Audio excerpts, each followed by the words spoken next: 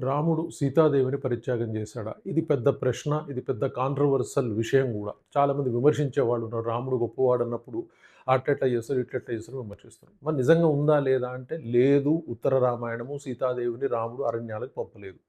దీనికి సంబంధించినటువంటి ఆధారాలు చూద్దాం. రామాయణం యుద్ధకాండ అయిపోగానే అంటే యుద్ధం ముగిసిన తర్వాత రాముడి పట్టాభిషేకం అయితది. రామరాజ్య వర్ణన ఉంటది.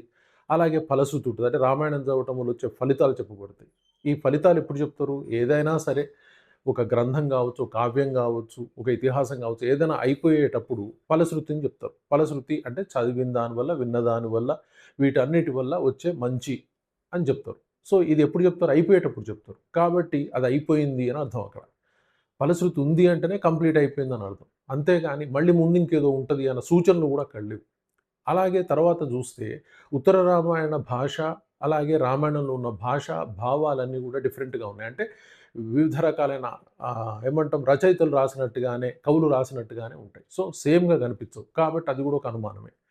అలాగే తరువాత రాముడికి సంబంధించి సీత అగ్ని ప్రవేశం జరిగిన తర్వాత మళ్ళీ ఈమెను పరిత్యాగం చేయటం గూడా అది అనుమానంగా ఉంటది. ఎందుకంటే అగ్ని పరీక్ష సమయంలోనే బ్రహ్మదేవుడు, దేవతలు, అగ్ని వచ్చి సీతాదేవి పరమ పవిత్రురాలు అని రాముడికి చెప్తాడు. చెప్పిన తర్వాత మళ్ళొకసారి అనుమానంతోటి ఎవరో ఏదో అన్నారని ఆమెను పరిత్యాగం చేయటం అనేది అది హాస్యాస్పదంగాను, అలాగే అనుమానంగాను ఉంటది. ఎందుకంటే రాముడు ఒకసారి అలాంటి మాటలు విన్న తర్వాత మళ్ళీ వెనక్కి జరగడు. ఎందుకంటే ఆయన ఒకటే మాట అని చెప్తాడు. అలాంటి మాట కట్టుబడ్డ వ్యక్తి ఇలాంటి వాటిని యాక్సెప్ట్ చేయడు. అది కూడా అనుమానంగా ఉంటది. అలాగే శంభూక వధ. ఈయన ధర్మపరుడు, న్యాయపరుడు రాముడు అని పేరుంది. అలాంటి రాముడు ఒక బ్రాహ్మణ బాలుడు చనిపోవటం సంఘటన విషయంలో ఒక శూద్రుడు వేదం చదివాడు గాబట్టే ఆ బాలుడు చనిపోయాడని నమ్మి శంభూకుడిని వధించడం అనేది చాలా అసంబద్ధంగా కనిపిస్తది. ఎందుకంటే రాముడు ఇలాంటి ధర్మపరుడు ఇలాంటిది చేశాడా అన్న ప్రశ్న వస్తది. సో, అది అబద్ధము అని తెలుస్తది. సో, ఇవన్నీ గూడా రామాయణంతో పోల్చి, రాముడి లక్షణాలతో పోల్చి, సంఘటనలతో పోల్చినప్పుడు ఉత్తర రామాయణానికి సంబంధం లేదు.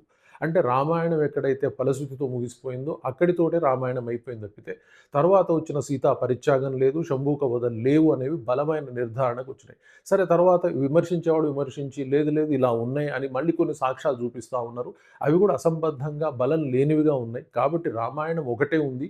ఉత్తర రామాయణం అంటూ మరొకటి లేదు అని ఎంతోమంది పండితులు నిర్ధారిస్తా ఉన్నారు. అదే సత్యంగా కనిపిస్తా ఉంది. Thank you very much.